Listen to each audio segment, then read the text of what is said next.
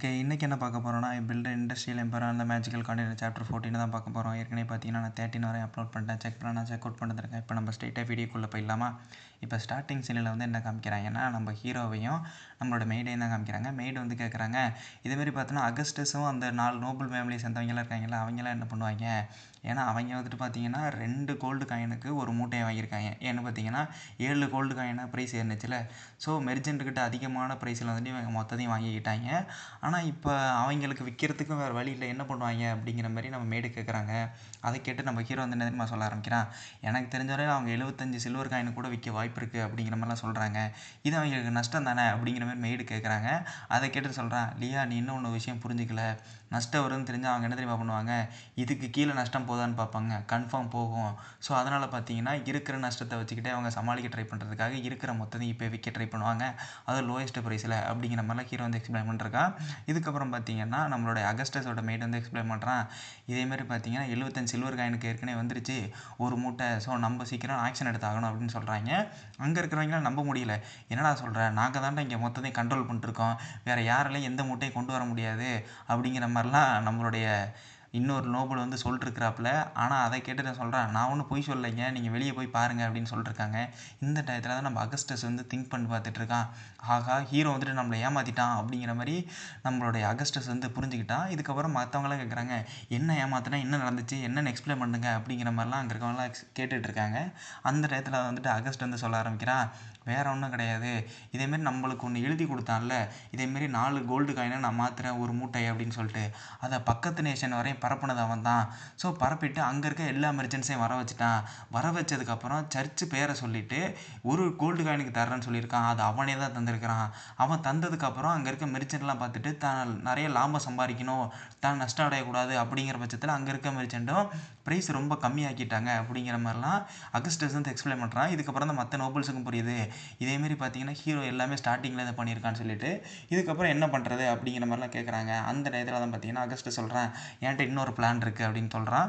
இந்த டயத்தில் மற்ற நோபல்ஸ்லாம் கேட்குறாங்க, சரி என்ன பிளான் சொல்லுங்கள், நாங்களும் கலந்துக்கிறோம் அப்படின்னு சொல்கிறாங்க. வேறு ஒன்றும் கிடையாது, நம்ம யாருமே எதையுமே விற்க போகிறது கிடையாது, எப்படி பார்த்தாலும் இன்னும் ஒரு 2-3 மாதத்துக்கு தான் நிற்கும். ஸோ அந்த மாதம் முடிஞ்சோடனே எப்படி நம்மள்ட்ட தான் வந்தாகணும், நம்மள்ட்ட தான் வாங்கி ஆகணும். ஸோ அப்போ நம்ம ப்ரைஸ் அதிகம் பண்ணி விற்போம், ஸோ நம்ம லாபம் சம்பாதிப்போம் அப்படின்னு சொல்கிறாங்க. இதில் யாராவது ஒருத்தர் சொதப்பினா கூட இது மிகப்பெரிய இம்பேக்ட் ஏற்படுத்தும் அப்படிங்கிற மாதிரி அவர் எக்ஸ்பிளைன் பண்ணுறாங்க. இந்த டயத்தில் என்ன தெரியுமா பண்ணுற ஒரு நோபல், சரி நீங்கள் சொல்கிறபடி நான் செய்கிறேன், நான் போயிட்டு எல்லாத்தையும் லாக் பண்ணிட்டு வந்துடுறேன், யாருக்கிட்டையும் இனிமேல் விற்க போகிறதில்ல அப்படின்னு சொல்லிட்டு அவன் பூட்டு போடலான்னு போகிறாப்புல. எல்லாத்தையும் இப்படி தான் சொல்லிட்டு போகிறான். ஆனால் என்ன மனசில் என்ன நினச்சிட்டு இருக்கான், சீக்கிரம் இருக்கிற எல்லா மூட்டையும் விற்றா தான் நான் லாபம் சம்பாதிக்க முடியும், ஸோ அதை வச்சுட்டு இருக்கிற நஷ்டத்தையாவது நான் கொஞ்சம் குறைச்சிக்குவேன் அப்படிங்கிற மாதிரி அவன் மனசில் நினைக்கிறான். இதே தான் மற்றவங்களும் நினைக்கிறாங்க, சீக்கிரம் போகிறோம் எல்லாத்தையும் விற்கிறோம், நஷ்டம் இதுக்கு கீழே ஏற்படக்கூடாதுன்னு சொல்லிட்டு அவங்களும் இப்போ மனசில் நினச்சிட்டு இருக்காங்க. இதுக்கப்புறம் பார்த்தீங்கன்னா அகஸ்டஸ் மட்டும் இருக்கான், மற்றவங்கலாம் போயிட்டு விற்க போயிட்டாங்க.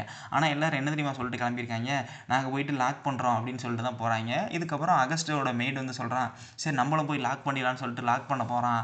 அந்த டயத்தில் அகஸ்ட் வந்து சொல்கிறான், யோ இருக்கிறதெல்லாம் போய் விற்று அல்லியா, அப்போ தான் நம்மளும் சம்பாதிக்க முடியும் அப்படின்னு சொல்லிட்டு அவனும் விற்கிற பிளானில் தான் இருக்கான். 4 பேர் சேர்ந்துட்டு எல்லாம் துரோகம் பண்ணிருக்கிறாங்க. ஹீரோ இதுக்கப்புறம் தான் பார்த்தீங்கன்னா லியாட்ட சொல்ல ஆரம்பிக்கிறான், இப்போ 4 பேரும் துரோகம் பண்ணியிருப்பாங்க, எனக்கு தெரிஞ்ச வரையிலும் இப்போ அவங்க வந்துட்டு ரொம்ப நஷ்டத்தில் தான் இருப்பாங்க அப்படின்னு ஹீரோ வந்து சொல்லிட்டுருக்கான்.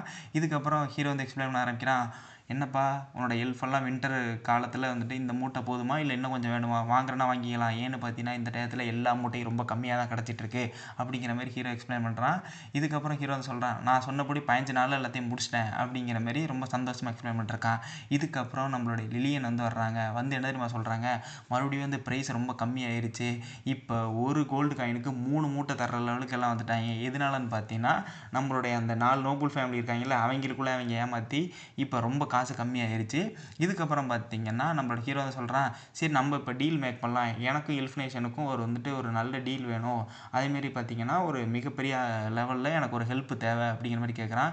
சரி என்ன ஹெல்ப் தேவை உங்களுக்கு, எல்ஃப் இனத்துக்கிட்டேருந்து என்ன வேணும் அப்படிங்கிற மாதிரி நம்ம ப்ரீஸ்ட்டு கேட்குறாங்க. அதை கேட்டுட்டு ஹீரோ வந்துட்டு என்ன தெரியுமா சொல்கிறான், எனக்கு எல்லாமே வேணும். என்ன எல்லாமே வேணுமா, என்ன நீங்கள் சொல்ல வர்றீங்க அப்படின்னு கேட்குறாங்க. அதுக்கப்புறம் ஹீரோ வந்து எக்ஸ்பிளைன் பண்ண ஆரம்பிக்கிறான், வேறு ஒன்றும் கிடையாது, ஃபுட்டு, க்ளோத்ஸு, அது மட்டும் இல்லாமல் ஹவுசிங்கு, டிரான்ஸ்போர்ட்டேஷனு, இந்த விதமான எல்லா விதமான பிஸ்னஸும் நம்ம பண்ணுறோம் அப்படிங்கிற மாதிரி ஹீரோ வந்து எக்ஸ்பிளைன் பண்ண ஆரம்பிக்கிறான். எல்லா விதமான பிஸ்னஸுமா, ஹியூமன்ஸுக்கும் எல்ஃப்ஸுக்குமா, இது என்னால் மட்டும் டிசைட் பண்ண முடியாது, இது வந்துட்டு குயின் தான் டிசைட் பண்ணணும் அப்படின்னு சொல்கிறாங்க. ஒன்றும் பிரச்சனை இல்லை, இதே நான் குயினுக்கு ஒரு லெட்டர் எழுதி தர்றேன், இந்த லெட்டரை நீ கொண்டு போய் கொடு அப்படிங்கிற மாதிரி சொல்கிறாங்க. ஸோ ஹீரோ இப்போ ஒரு லெட்டர் எழுதி தர்றாங்க. அந்த 2 எல்ஃபும் போயிட்டு குயினை பார்க்க போகிறாங்க, எல்ஃப் நேஷனோட குயினை. ஓகேவா? ஸோ அதை புரிஞ்சுக்கங்க.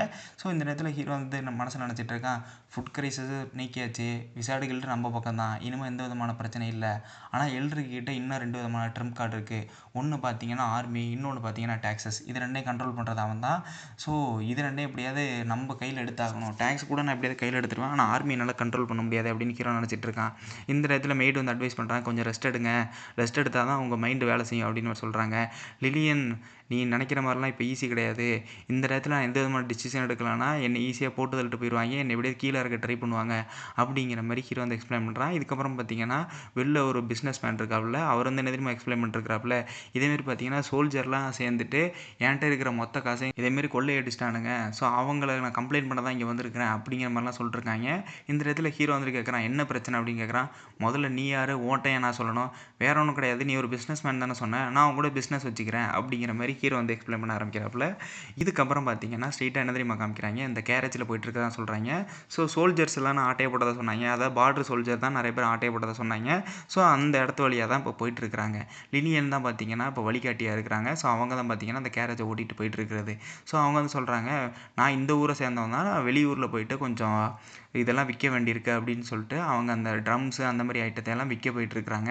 இந்த நேரத்தில் சோல்ஜர் வந்து கேட்குறாங்க, இதை இன்ஸ்பெக்ட் பண்ண அப்படின்னு சொல்லிட்டு இப்போ என்ன தெரியுமா பண்ணுறாங்க, அந்த பொருளில் தான் விற்க போனாங்க, அந்த பொருள் எல்லாத்தையும் போட்டு உடச்சறிஞ்சிட்றாங்க. எதுக்கு எல்லாத்தையும் உடைக்கிறீங்க அப்படின்னு கேட்குறாங்க. ஸோ அங்கே இருக்க சோல்ஜர்லாம் சொல்கிறாங்க, இதெல்லாம் ரெகுலர் இன்ஸ்பெக்ஷன் தான், இந்த மாதிரி தான் நாங்கள் இன்ஸ்பெக்ட் பண்ணுவோம் அப்படின்னு சொல்லிட்டு அவங்க எல்லாம் திமிரா சொல்ல ஆரம்பிக்கிறாங்க.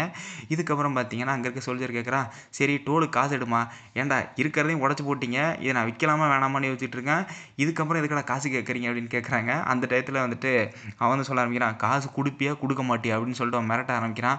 நான் கொடுக்க மாட்டேன் அப்படின்னு அவங்க சொல்ல வர்றதுக்குள்ளே நம்ம ஹீரோ வந்து சொல்கிறான், இல்லையே நான் கேட்குற காசை கொடுத்து அனுப்பு அப்படின்னு சொன்னோடனே சரி அவங்களும் பார்த்தீங்கன்னா ஒரு சில்வர் காயின் நீட்டுறாங்க. ஸோ இந்த இடத்துல சோல்ஜர் சொல்கிறான், மாஸ்டர் ரெயின் வந்துட்டு எல்லாத்தையுமே ஏற்றிட்டாருப்பா ப்ரைஸை, இப்போ பார்த்தீங்கன்னா 5 சில்வர் காயின் அப்படின்னு சொல்கிறாங்க. 5 சில்வர் காயினா, இதுக்கெல்லாம் வாய்ப்பே இல்லை, 3 சில்வர் காயின் கொடுக்கறதுக்கு கூட ஒருத்தா இருக்குடா, 5 பொருளாக கொடுக்க முடியும் அப்படின்னு சொல்லிட்டு அவன் கத்த ஆரம்பிச்சிடறாங்க. ஐயோ மாஸ்டர் வேறு இருக்கிறாரு, இல்லைன்னா இவங்களை ஒரு வலு வெண்ணிருப்பேன் அப்படிங்கிற மாதிரி அவங்க மனசில் நினச்சிட்டு இருக்காங்க. இப்போ 5 சில்வர் காயின் கொடுத்துட்டு இப்போ அதையும் பாஸ் பண்ணி போயிட்டுருக்காங்க.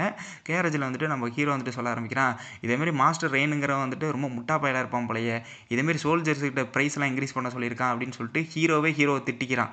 இன்ன வரையிலும் இந்த ஒரு பிஸ்னஸ் மேனுக்கு வந்துட்டு என்ன தெரியாதுன்னா ஹீரோ தான் தெரியாது, இவர் தான் பார்த்தீங்கன்னா லாடுங்கிறதெல்லாம் தெரியாது. ஸோ அதனால் பார்த்தீங்கன்னா ஹீரோ போட்டு வாங்க ட்ரை பண்ணுறான். அந்த டயத்தில் பிஸ்னஸ் மேன் வந்து சொல்கிறாரு, நீங்கள் ரொம்ப தப்பாக பேசிகிட்டு இருக்கீங்க, அவர் எவ்வளோ பெரிய நல்லவர் தெரியுமா அப்படிங்கிற மாதிரிலாம் எக்ஸ்பிளைன் பண்ணுறாங்க. நீங்கள் சொல்கிறதெல்லாம் எனக்கு ஒன்றும் புரியலையே, அங்கே இருக்க சோல்ஜர் என்ன சொன்னான், மாஸ்டர் ரெயின் வந்துட்டு தான் இங்கே இருக்கிற ப்ரைஸ் எல்லாம் இன்க்ரீஸ் பண்ணார் அப்படின்னு சொன்னானே, அது உங்களுக்கு கேட்கலையா அப்படின்னு சொல்லுவார்ப்பில். அந்த டயத்தில் தான் வந்துட்டு பார்த்தீங்கன்னா அந்த மெர்ஜன் வந்து சொல்ல ஆரம்பிக்கிறான், அதாவது அந்த பிஸ்னஸ் மேன், இதேமாரி பார்த்தீங்கன்னா மாஸ்டர் ரெயின் பார்த்தீங்கன்னா ரொம்ப நல்லவர், ரொம்ப வல்லவர், அவர் தான் பார்த்தீங்கன்னா அந்த ஃபுட் சப்ளையை கண்ட்ரோல் பண்ணது, அது மட்டும் இல்லாமல் கெசினோவெல்லாம் நிறைய இழுத்து மூணது அவர் தான், மக்கள் வாழ்வு நல்லா இருக்கணுங்கிறதுக்காக போராடக்கூடியவர் தான் அவர் அப்படிங்கிற மாதிரி இங்கே இருக்க பிஸ்னஸ் மேன் பாராட்டி ரொம்ப தள்ளிட்டு இருக்காப்புல. ஹீரோக்கு இதை கேட்டோன்னே ரொம்ப சந்தோஷம், நானும் மாஸ்டர் ரெயினை பற்றிலாம் 2-3 கேள்விப்பட்டேன், இதேமாரி இந்த நிறைய ஆட்டையை போட்டாங்கல்ல, ஸோ அதெல்லாம் பார்த்தீங்கன்னா கொலை பண்ணதாகவும், அது மட்டும் இல்லாமல் புதுசாக ஏதோ டேம் ப்ராஜெக்ட்னு ஆரம்பிச்சிட்டு இருக்கதாகவும் கேள்விப்பட்டேன் அப்படிங்கிற மாதிரிலாம் நம்ம ஹீரோவை பற்றி எக்ஸ்பிளைன் பண்ணிட்டுருக்கிறான்.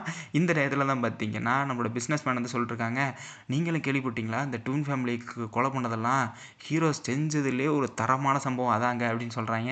ஹீரோ சொல்கிறான், ஆமாம் எனக்கு நல்லாவே தெரியுமே, எங்கள் ஊரில் இருக்க எல்லாருக்குமே தெரியுமே அப்படிங்கிற மாதிரிலாம் சொல்கிறான். இந்த டயத்தில் தான் நம்மளோட பிஸ்னஸ் மேன் வந்து சொல்கிறாங்க, அந்த ஐஸ்லேண்ட் சிட்டியில் வந்துட்டு எல்லாருமே ட்வின் ஃபேமிலி என்ன தெரியுமா பண்ணுறாங்க, கெசினோ மூலியமாக சம்பாதிக்கிறாங்க அப்படின்னு நினச்சிட்டு இருந்தாங்க, ஆனால் அவங்க அப்படி சம்பாதிக்கிறது கிடையாது அப்படிங்கிற மாதிரி ஒரு எக்ஸ்ப்ளனேஷன் கொடுக்குறான்.